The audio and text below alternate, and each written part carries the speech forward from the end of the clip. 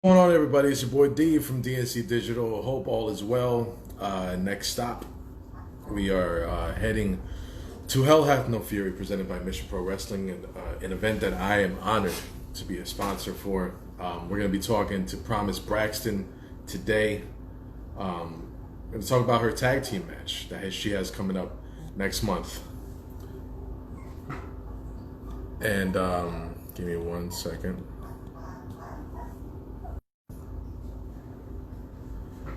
So we spoke to one of her opponents last time we did the live. It was Vert Vixen. Vert Vixen is going to be teaming with Jenna Lynn against Promise Braxton and Killer Kate.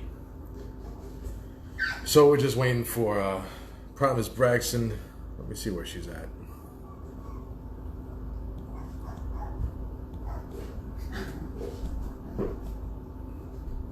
There you go.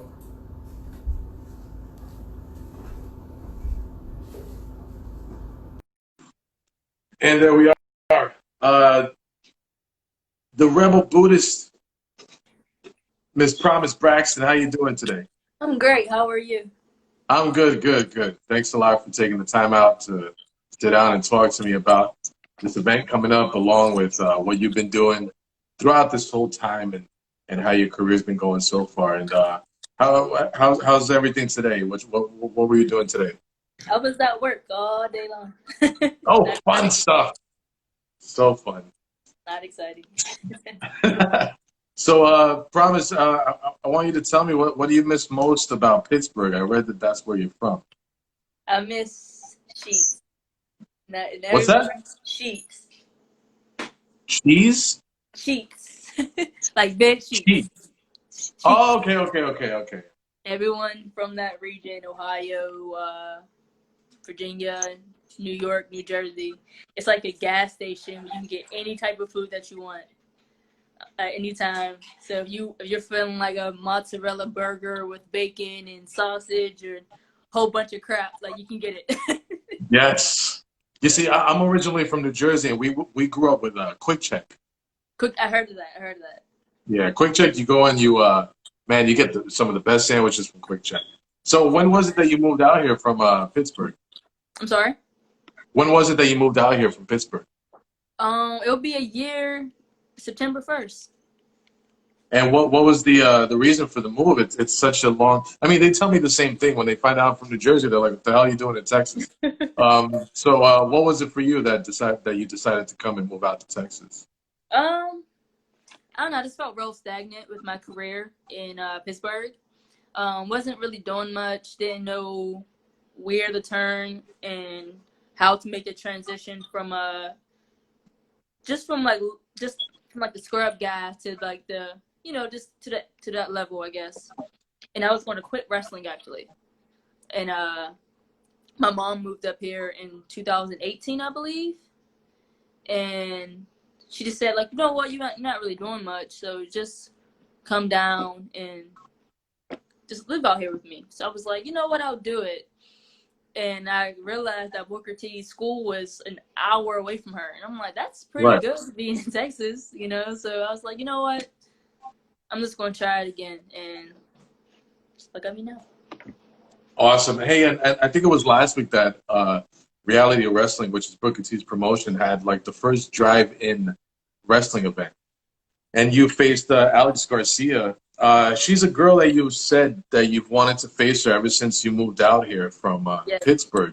So, what was it about? Let's start with her. What was it about her that made you gravitate to her as far as being an opponent, being with her in the ring? I just, I don't know. I was very drawn to her.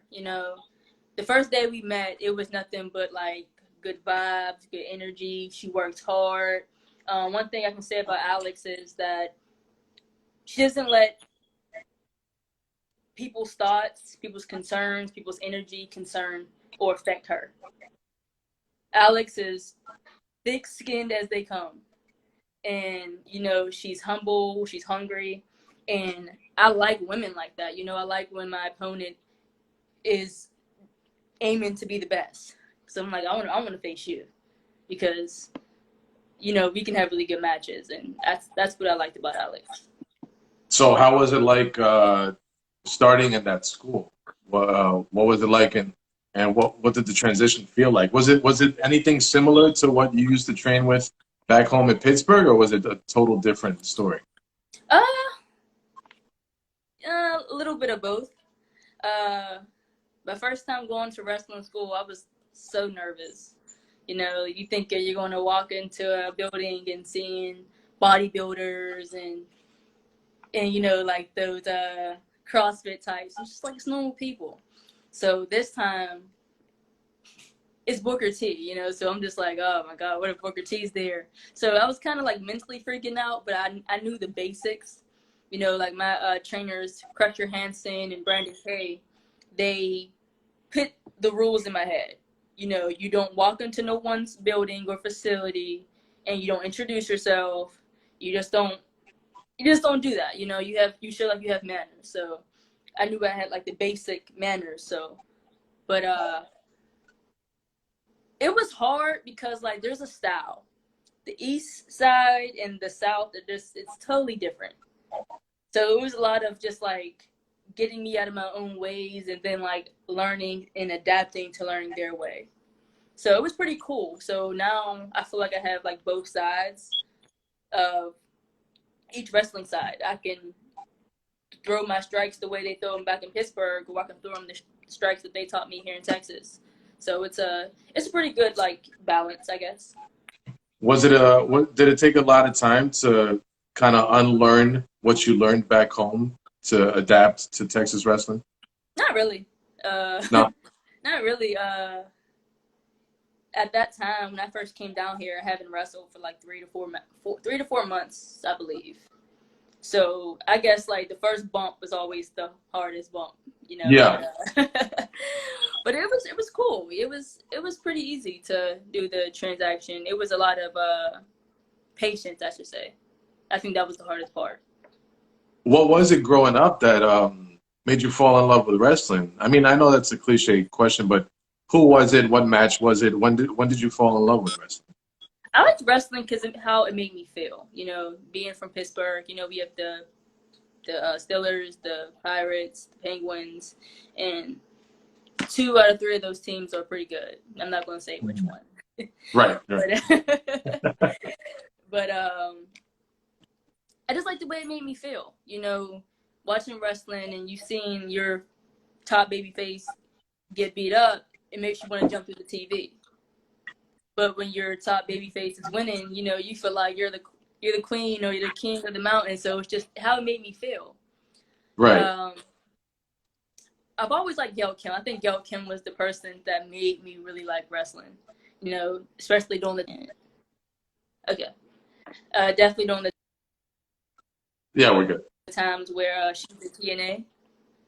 All right.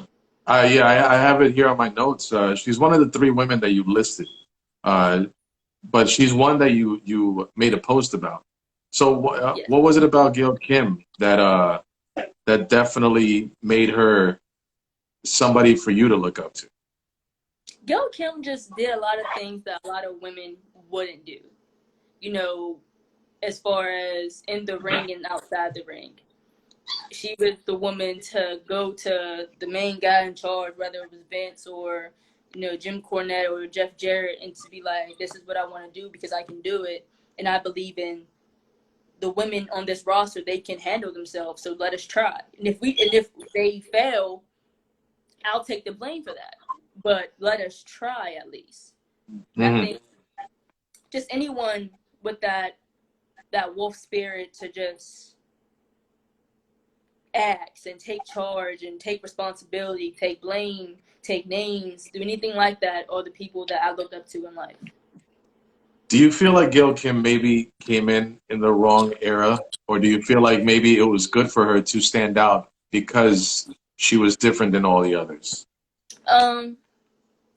Because if she came in like in this era when women are much more respected and they're given a lot more time, she would have been one of the bunch. Yeah. But she was in the diva era where she stood out because she's not down with rolling around and pulling hair. She wants to actually have a match. So do you feel like it was an advantage and a disadvantage when she was wrestling at the time? I think certain things are just lay out the way they are, for the simple fact that without Gail Kim being in that Divas era, a lot of this stuff wouldn't be happening. You know, Right. It just happens that way. I feel like every woman, wrestler, man or female, we're destined to be in the era that we're in. You know, because without Gail Kim fighting for those knockout matches, fighting for like those matches with Molly Holly and Lita at the time, it wouldn't even exist now. We'd probably be waiting on this Divas or Women's Evolution 10 years from now.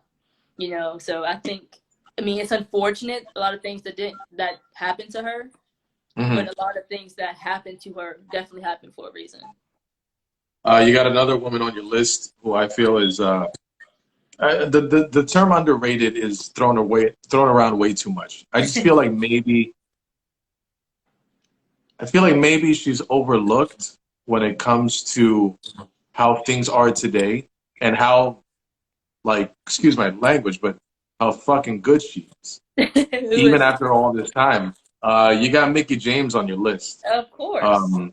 I remember, you know, when you go into a certain crowd, they appreciate the people doing these matches, and it makes them just get alive even more. When I talk about WrestleMania 22, and it was Mickie James versus Trish Stratus, Mickie James was getting these amazing reactions, and she was just living it up. She's like, "This is WrestleMania. I'm in the women's title match. Fuck it." So she was taking it all in, and Chicago was loving her. She got in a little trouble for a derogatory, thing that she did at the end. But still, even to this day, she still can go, and she still looks amazing. Great. She looks great. So tell me, what would you credit her longevity to? I feel like a lot of people say that. They feel like she doesn't like get that credit, but it's like at the end of the day, she's still wrestling, you know? Like it's not like Gail Kim or Victoria or Trish Stratus or Lita, they're done. Mickie is still in the picture, and she's doing what a lot of them kind of didn't do in a way, is put a lot of girls over, you know? Mm-hmm. Like, now time to give back and stuff. Exactly. She's 41 years old. I don't mean to put her age out there, That's but crazy. but That's like, crazy that she looks she's 41. beautiful. And she still can go with Alexa Bliss and Sasha Banks and Bailey. So, you know, I think when she does finally hang up the boots, she's going to get everything that she deserves. You know, Divas champion, the original WWE Women's Champion, Knockouts champion. You know, she was in TNA back in 2002. She did the WE, the Women's Extreme Wrestling back in like the early 2000s. So it's just like the girl has been everywhere.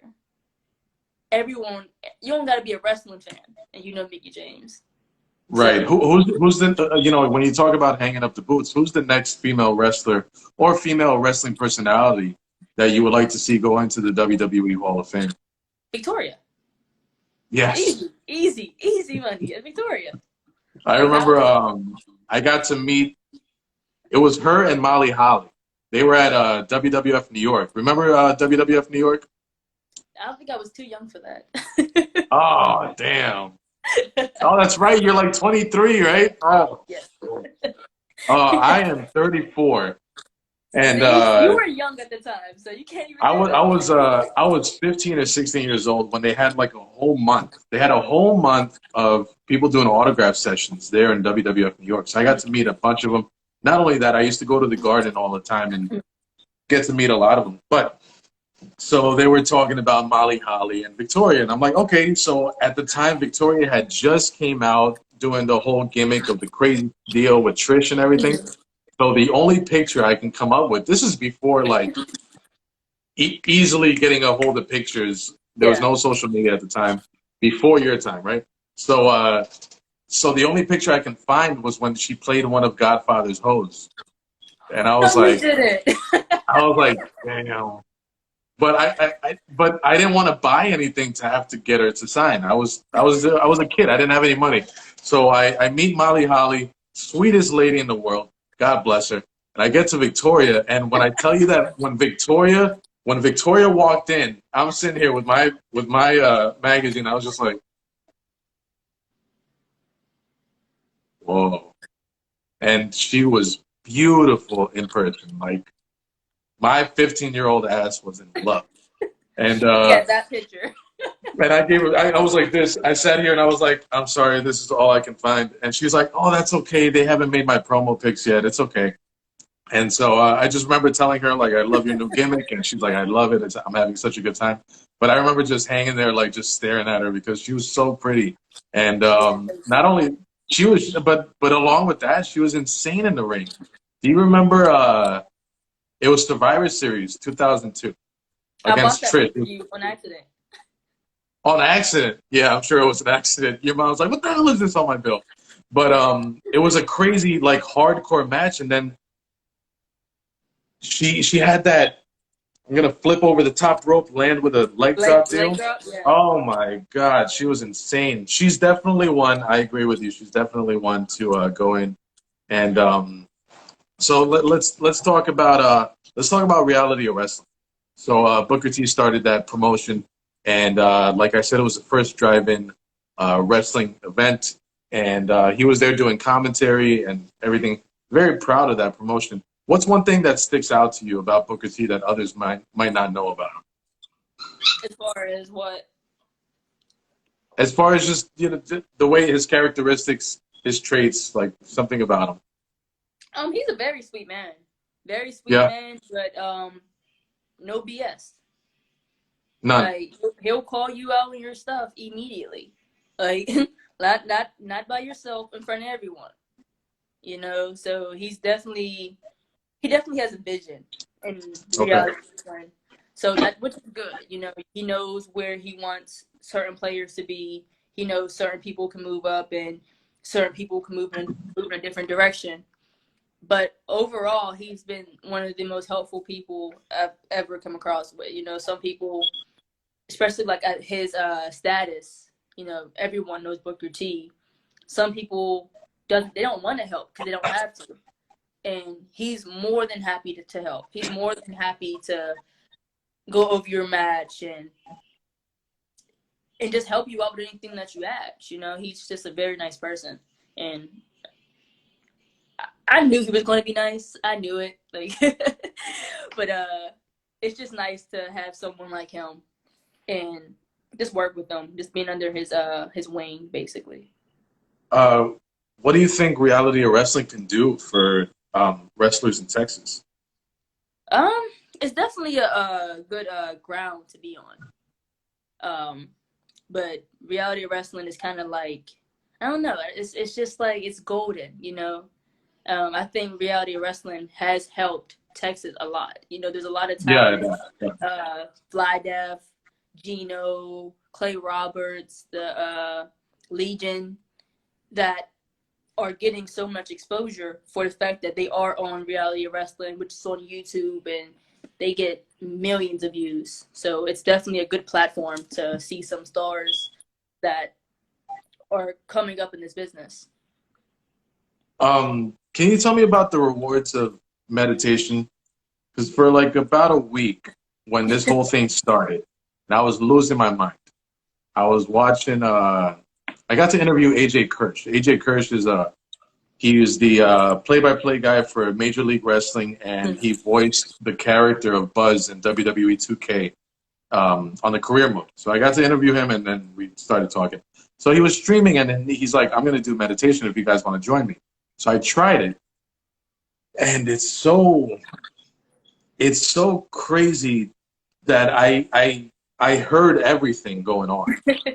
I hear every little, I can hear a pin drop, but I felt so peaceful. And then at the end, I was like, and it was like, my girlfriend was like, it looks like you fell asleep. I was like, I felt that, but at the same time, I felt so present.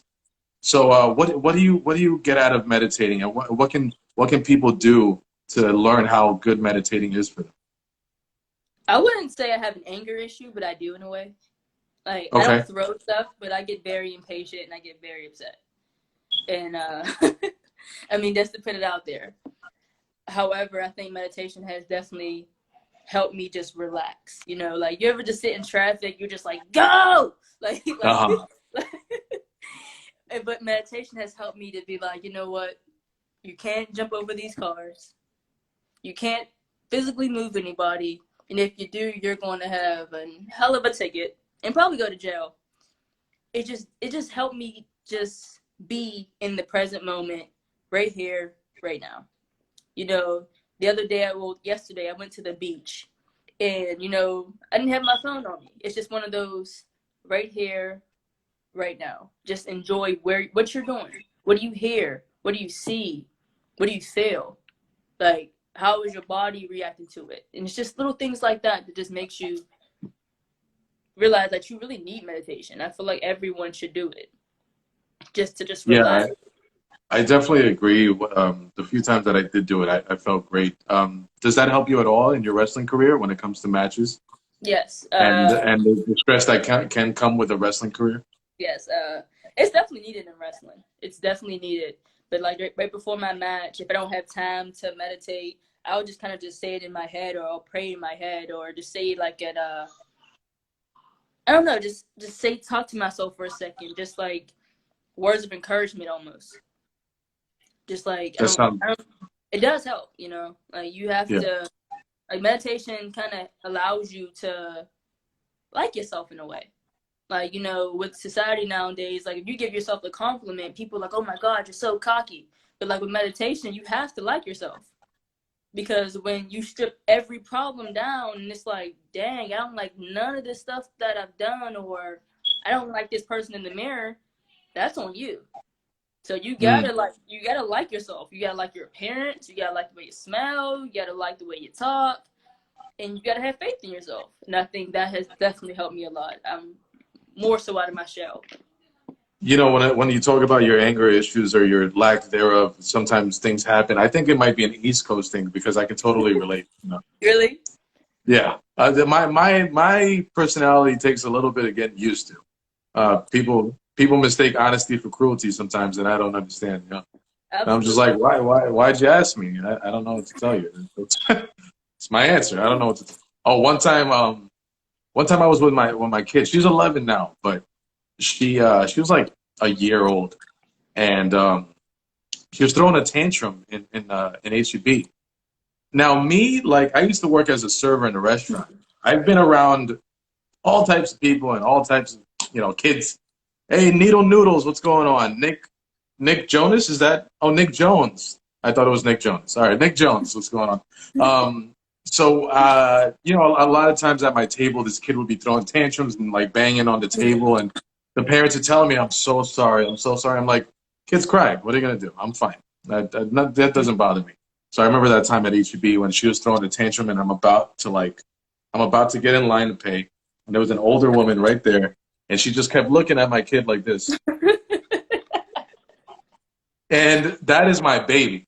That is my little girl. And that look, I don't like that look. So then she said one little thing, and the jersey came out. I was like, you never heard a baby cry before? Mind your business. Go, you're next. Of course. And then she was just like, I was like, girl, nobody has heard a baby cry before. It's just crying. It's not like she's like performing witchcraft or something. You don't need to. What are you gonna do? Hey, so talking about your meditation, you seem like a very, very peaceful person. You're in touch like with the earth, and I admire that. So some time ago, you decided to just go completely vegetarian and take away meat from your diet. So tell me about the decision that brought you to do that, or excuse me, what brought you to make that decision, and does it make it difficult for you whenever you're traveling for shows to find something sustainable to your diet? My friend, his name is Morgan. He was a big meat eater. We used to go out to Chipotle, triple meat. Like we were down and dirty. and and he just called me like a couple months ago and was like, I just cut it out of my diet. And he's not a big guy, but he's a husky guy, like he's not a size 4. He's like a natural size 8. And it looks really good on him. But he has slimmed down in a very attractive way. Like, he gained muscle. And I'm like, dude, you just cut out meat from your diet? And he's like, yeah, and I feel good. I don't feel tired all the time. I just feel great about myself. And I'm like, I'm going to try it. So I gave myself like a test run. And it was very easy. Like, Oh, okay. It was very easy. And But now, from triple meats to no meat, it was very easy? no meat. It was easy. You see, I feel like you used what I use when it comes to getting sick. I believe in mind over matter. Yes. Like, when my girlfriend yells at me about not drinking water, I was like, water is boring. I don't like it. But then one time I just kept drinking water, and she's like, wow. I was like, I can do it. I just don't want to. I just don't want to. It's easy. I just tell myself, drink water. So she gets so upset because I never get sick. And I'm not going to be afraid to jinx it or anything. No, I never get sick. And I tell her, she's like, how come you never get sick? I'm like, because I refuse to. And she's like, how does that even make sense? I was like, I told her because I'm a weird dude when it comes to like modern medicine. I was like, look, if you feel bad, drink orange juice. She's like, what? I'm like, that's what I do. If I feel bad, I drink orange juice. If I feel like the flu's coming on, I go for a run. Really? I go for a run and I take a hot shower. I sweat all that crap out. And then if I'm feeling like my stomach's all messed up, you should know this one. If my stomach is feeling messed up, I drink ginger ale. Yes. See? Yes. I was waiting for you to say it. I was waiting. These Texas people don't know about ginger ale. They're like, what are you drinking? I'm like, this is the best shit ever. Schweppes. You know about Schweppes. You see? Seriously, my mom's a nurse, and that's the worst nurse I've ever seen in my life. Like, I'm like, how come you didn't get fired? It's like, my arm could be falling off. I'm like, Mom, help. And she's like, she'll give you a bottle of ginger ale. Take this, baby. You'll be fine. You'll be fine. Take it out. Ginger ale, go to sleep. You see, so that's the thing. It's mind over matter for me when it comes to things like that. And like I told her, I'm like, it's easy. People are just lazy to do it. I can do it. I just don't want to. So now it's my fault, and I take full responsibility if I'm unhealthy or whatever you want to call it. But I'm just like, I don't want to. But then just because I'm stubborn to prove a point, I'll do it. Just to show her, look, it was easy. I just didn't want to do it. I didn't want to. Hey, I want to ask you something. And you probably never heard this one in an interview. Tell me your favorite line from the movie Friday. No.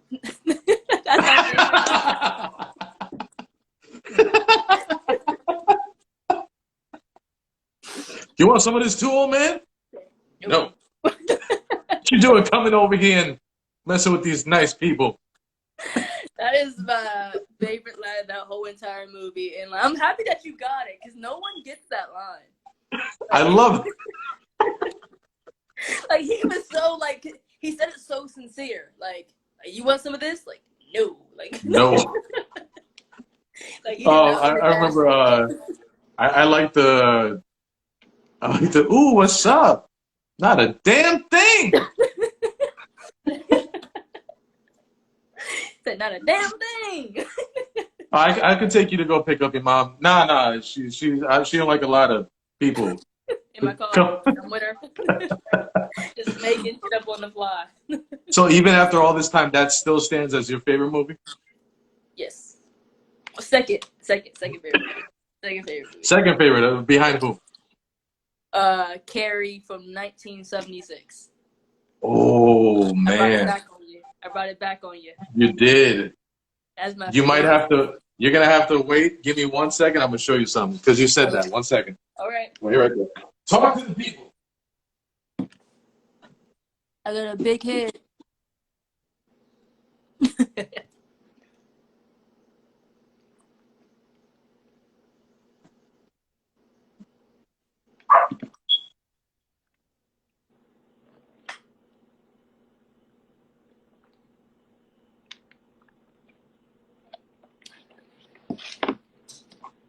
I wish I would have known that about you because I saw that it was Friday was your favorite movie. But I want you to check this out. You ready? What's up? I must have it. It's my That is daughter. the greatest thing I've ever seen. It's my daughter. You have a Carrie freaking. That is Yeah. crazy. Oh, we got a whole bunch of pops. I've never seen a Carrie one. I've never Yeah, seen yeah, a yeah. Carrie one. Yeah, I got it. I want to say it was about 2 years ago that I got it. Pretty dope. And that's my favorite movie of all time. That's my favorite movie. You know, like the East Coast in us, we would have been yelling at the movie theater like, "That's what you fucking get. Don't be messing with that little. Don't you see? That's what you get. Well, you dumbass." Hey, you had a match with Killer Kate in the past, Mm-hmm. and now you're teaming with her next month.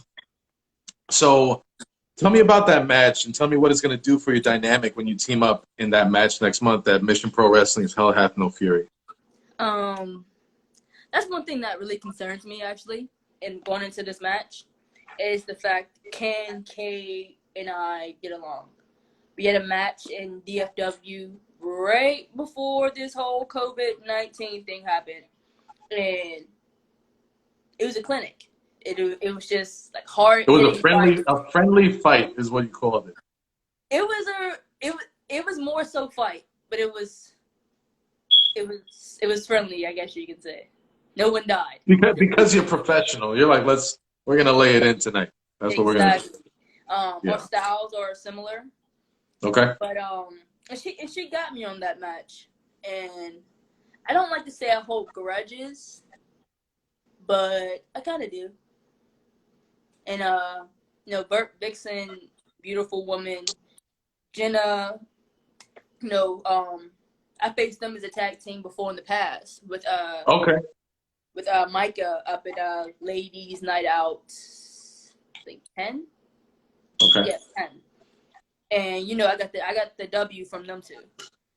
But I'm not losing this match. And I really need them to understand that I'm not going to lose this match. This me being a part of Mission Pro is a stepping stone opportunity. So right. if I have to go through my own tag partner to make sure that I get this W, then so be it. Okay. Hey, look, Roxy joined in. Roxy's going to be there at Hell Hath No Fury, presented by Mission Pro Wrestling. She's going to be facing Jenna Van Muscles, Roxy, the Heart and Pride of Texas. Hope you're doing good, Roxy. Nice to see you. And then Daniel Hooven also joined in. Thanks for coming in. The dynamic should be interesting between you and Killer Kate. You are going to be facing Burt Vixen, Jenna Lynn next month in a tag team match. So, hey, my girl's here. What's up, baby? Sorry, I had to say hi to the girl.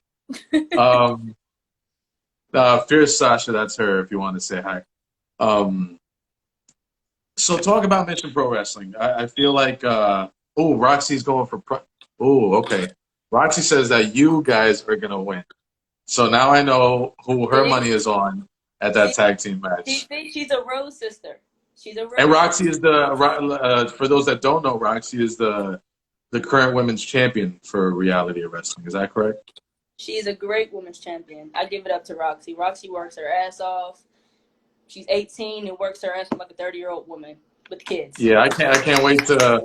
By the way, Roxy, you need to get back at me so we can do one of these lives to promote the show and talk about you. What's crazy about Roxy is that she's just starting to write her story, and there's no end of it in sight. I admire Roxy a lot. I haven't gotten a chance to speak to her, but she's definitely an inspiration for little girls out there.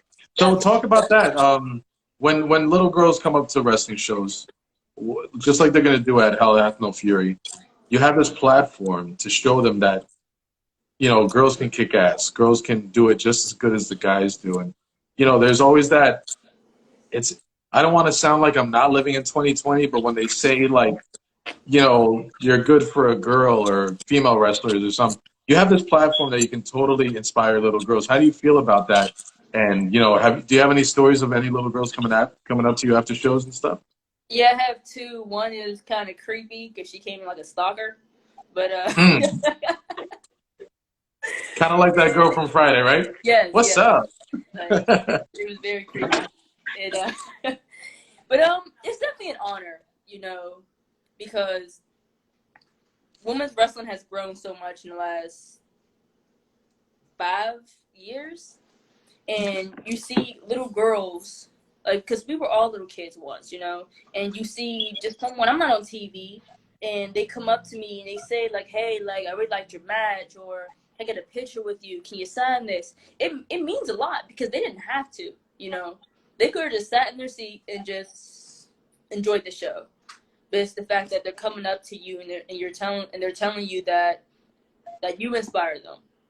So in a way, you just want to do better. You just want to continue to be a better performer, just be a better person for those people, even if it's one person. um, so what do you think Mission Pro Wrestling can do for women's wrestling, just as much as what reality wrestling is doing for wrestlers in Texas? I feel like Mission Pro Wrestling is, because when you look at the mainstream stuff, Mm-hmm. you see certain women getting the spotlight Mm-hmm. because you have this champion and that champion. They got a tournament going on in AEW, and then the women's champion is taking on all kinds of challengers and stuff. But in Mission Pro Wrestling, the spotlight is going to be on all the women, because not only is it all female wrestlers, but the entire company is being run by females. What do you think this can do for women's wrestling in the future? Not just in Texas, but I feel like they're just going to knock down the door. Do you agree? Yes, absolutely. I think that this is going to be successful one way or another, in my opinion. And I know it's going to be done right because these are women who have been in the business for a number of years and who love the business, and that's rare sometimes with women, because some of these women, they were wrestlers, have wrestled, learned the business, studied the business, took seminars, traveled the world, and that's what's in the locker room, You have women who have experience with no egos, who are trying to make a company, make a brand. And I think that is what separates this company from a lot of other promotions ran by women, for the simple fact that there's no egos. Thunder Rosa reached out to women to say, like, you know what, do you want to work for this company? This is your role. This is what your duties are. Make sure they're complete. And with that being said, when there's roles and there's duties to do, no one is stepping on each other's toes. There's no egos. There's no, well, she did this or I did that, or I'm better at you at that. This it's just business. And Right. I think Mission Pro will definitely succeed from that. And if everyone, I mean, if you look at the roster's stacked. It's crazy. It's stacked. I'm excited. I saw Jenna Van Muscle's Roxy's opponent, Hmm. and everybody out here knows about Roxy, how Yeah. great she does.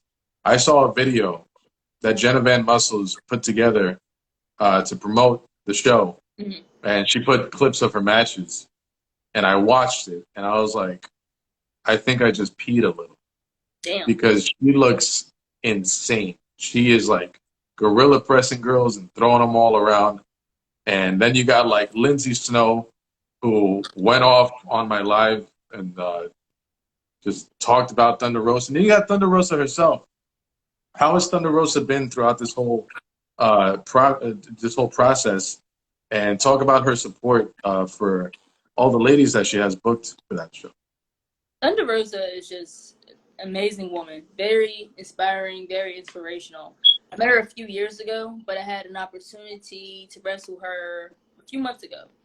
And, we had a good time, fun match.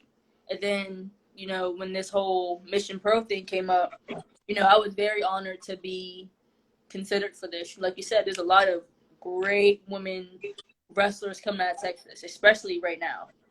Yeah. So just to, not even be from Texas and, even get the opportunity, not even a year living here, was definitely something great, definitely something special. But Thunder Rosa definitely is one of those women. She wants to see everyone eat, and that's very rare for women. For a woman, some people, once they get the cake, they want to put it to themselves. They don't want to share no more. When that woman gets the cake, and she's distributing it, you get a piece, you get a piece, you get a piece, and it's like whatever you do with that cake, it's up to you. Right. And a lot of women aren't like that. So, like, just for her to give girls like myself, Roxy, Alex, Kate, Jenna, Bert, just an opportunity, it's great. I can't thank that woman enough. Do you feel like there's a lot more movement when it comes to Texas wrestling? You might have to educate me on how it was for guys getting booked up in Pittsburgh, because when you look at AEW or even 205 and NXT, or when it comes to NWA, there's a lot of Texas wrestlers popping up. And was it the same like that? Is it easier? Is it easy for people in Pittsburgh to get booked, or is there something to be said about wrestlers from Texas? I think everybody's story is their own. It's definitely easier for me out here. Yeah. But it was kind of hard for me back there. Like, I wasn't struggling for work. Like, if I wanted to work every weekend, I could. But it was kind of just, like, very stagnant. I've learned, especially since being down here, that just because you can work every Friday, Saturday, and Sunday doesn't mean you should. Where are you going and who are you wrestling? Okay. But I've seen guys in Pittsburgh who never struggle. Never struggle. Lee Moriarty, he's killing it. He's all over Ohio, Indiana, Florida right now. The main event, Duke and Gannon Jones Jr., they had a tryout. They're like 3-time IWC champions. So it's just, I think every story is different. I think Texas has a lot more platforms. Okay. All because of the size of Texas. Exactly. There's a lot more platforms in Texas, that gives guys a lot of opportunities. So I just think, but I also think it's just how your story's written. Sometimes right. I've never heard of really promotions out of Arizona, but Alexander Hammerstone's from Arizona, and now he's that guy's a scary looking dude. Because you know what, in high school I was like 150, and it reminded me of this story because you talked about your friend losing 20 pounds and looking a lot better without eating meat. So in high school, all throughout high school, throughout my adulthood, till like 2 years ago, I was 150, and nobody told me I looked that thin until I saw old pictures. Because it was easy. I mean, it was the same thing I saw every day. So I got together with my girlfriend, and then that's happy weight. That's all happy weight. Yeah, happy weight. So she took me to the gym, and I started working out and eating a lot better and stuff. And so I'm at an even 200, and I feel good. And so I remember my old boss. I went to go visit him. He goes, "Hey, man, you look great." I was like, "Did I not before? What? Everybody keeps saying this." And he's like, "Nah, man, I didn't have the heart to tell you, but I thought you were gonna die." I was like, "Jesus, bro!" Like, so I see old pictures of myself, and I'm like floating in shirts. And no, I was thin. I was very, very thin, and my head was huge. I have a big head, so like, I finally. That's all the intelligence. That's what that is. Hey, so I always tell people the same thing. So what do you want people to walk away with when the Mission Pro Wrestling show is over? I just want them to have a happy thought, with all this madness going on, with Black Lives Matter, police brutality, this whole pedophilia ring going on in the world. I just want people just to forget. If the show's 3 hours long, I want them just to forget. Maybe you're behind on bills, or, someone's dying in your family. Just forget for those hours. Let myself and all the women included, Thunder, Roxy, Alex, Big Swole, everyone, just let us perform and bring you joy. That's all I want. That's cool. Hey, so where else can people find you on social media? You can find me on Instagram at Promise _Braxton. my Twitter at Braxton Promise, and my Facebook at Promise Braxton. Promise Braxton, thanks so much. This was a lot of fun. Only because I can relate to you, because I got another out of towner that I can talk to. I feel like we're best friends now, and we're gonna talk about. We are. I love it. I love it. I appreciate everybody's support. That was.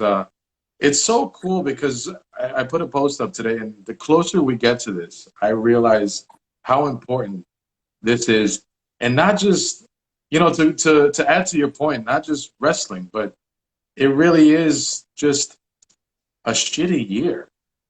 Like, and a buddy of mine, I was glad I can be there for him at this moment, because a buddy of mine was having trouble. He's a musician, and he was out of work, and he was just questioning a lot of stuff. Mm-hmm. And I was like, you know what? Like, I was taught, I guess it's grown up in Jersey. Like, I didn't grow up in the prettiest part of New Jersey. I was lucky enough to not leave in a body bag or in handcuffs. Like, it was my house, it was my apartment building, a pediatric office, and a working crack house right next to that. Oh. That was my neighborhood. Being woken up by gunshots in the middle of the night, and you grow up in it, and it's just so normal. Exactly.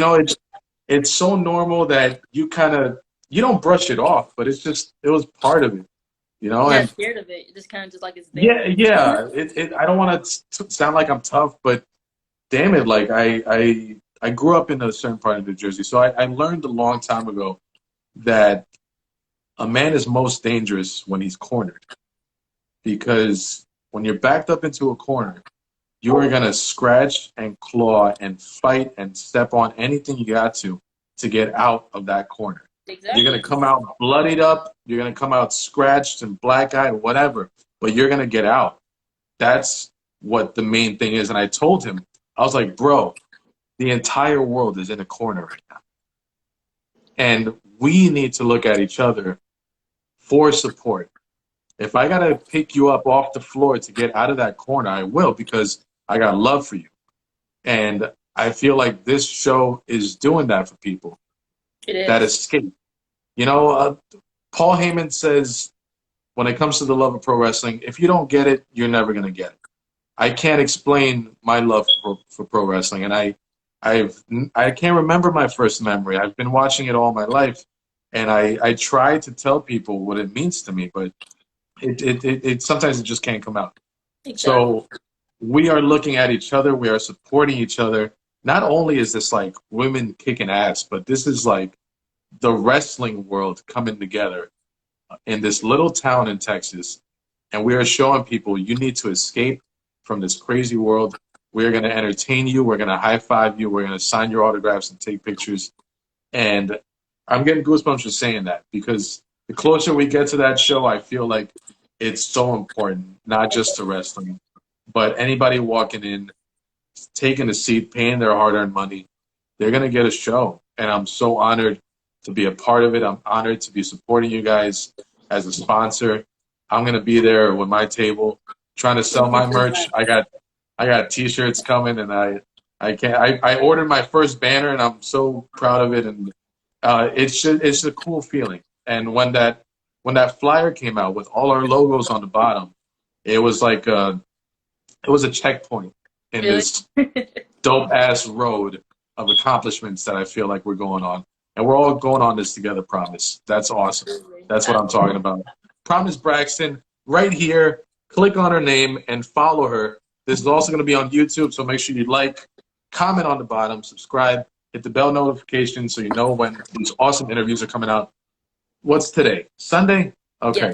Tuesday. Yeah, I know. It's all messed up.